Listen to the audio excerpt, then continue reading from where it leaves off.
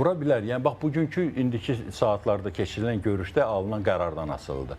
Ola bilsin ki, bu gecə olmasın o qərar. İran yəni vurulacaqsa daha çox biz görürük, xüsusən də soydaşlarımızın yaşadığı şəhərdə də yəni hərbi bölgə üçün çox böyük problemlər yaranacaqdır. Var deyə o ərazilər də hədəf seçilir. Bu gün əgər tutaq ki, Pakistana, Türkiyəyə daha meyillidirlər keçməkdə, sabahları cənub bölgəmiz daha çox belə deyək ki, zərbələrə məruz qalarsa, yəni ki, Təbriz başda olmaqla digər istər-istəməz həm beynəlxalq qanunlara görə biz humanitar məqsədlə, əgər orada zəlzələ olsaydı da gərək açaydık ki, yəni ki, keçə bilsinlər. Həm də indiki vəziyyətdə bizim soydaşlarımız olduğuna görə bunu keçməyi, onların bizim sərhəddə gəlməyi bizim üçün çox böyük belə deyək ki, gərginlik yaradacaq. Çünki qaçqın kütləsinin qarşısını almaq, yerləşdirmək, bütün bunlar hamısı çox ağır bir prosesdir. Biz bunu təxminən bir ay bundan əvvəl yadınızdan sonra bir Rus Markov da, yəni ki, siyasi şərhçi deyildi ki, Azərbaycan çadırları hazırlasın, çadır şəhərciklərini hazırlasın qurmağa.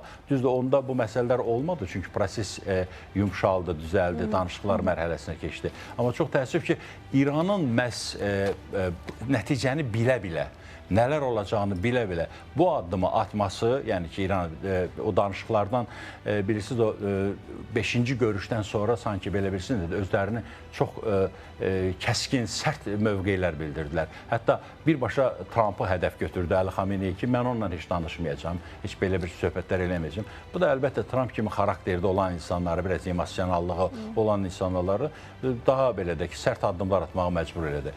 Biz bu 2 gün ərzində çox şey görəcəyik, amma bu gecə çox vacib gecədir. Ola bilsin bu gecədən sonra səhər doğrudan da Amerika Birləşmiş Ştatları artıq özü də bilirsiniz də təsadüfi deyil ki, Şəhla xanım Aralıq dənizinə artıq əlavə qüvvələri gətirib. Yəni ki, cəlb ediblər, gəmilər yaxınlaşıbdır. Əvvəllər bir gəmi göndərirsə, indi xeyli gəmilər göndərirlər. Deməli, İran böyük mənada hədəfdədir. İranın artıq burada sözün həqiqi mənasında bir ağıllı qərar qəbul etməlidir. Yerdə qalan qərarlar İranın əleyhinədir. Yəni, nə qədər eləsələr ki, vuruşacağıq, döyüşəcəyik, biz nüvə əldə etdiyimiz zənginləşmiş uranı heç kimə verməyəcəyik, biz bundan imtina edirik, amma nüvəni əlimizdə saxlayacağıq. Hətta fikir verirsinizmi? Belə deyək ki, müştəriləri də çıxıbdır. Fransa deyir ki, mənə ver, yəni ki, onsuz da Fransa çox ehtiyac duyur bu məsələyə. Rusiya deyir ki, mənə göndərin, bu çox qəribədir Rusiyada. Amerika Birləşmiş Ştatları da deyir ki, özündə qala bilər bir şərtlə, bütün o nəzarət MAQATE-nin əlində olmalıdır. Yəni ki, sən təbii tibbi xidmətlər üçün ondan istifadə edəcəksənsə, o yalnız MAQATE-nin qərarı ilə ola bilər. Yəni, bu mənada yəni, İranın əlindən tamamilə götürmək istəyirlər ki, ondan İran heç oradan bir gəlir də əldə eləməsində.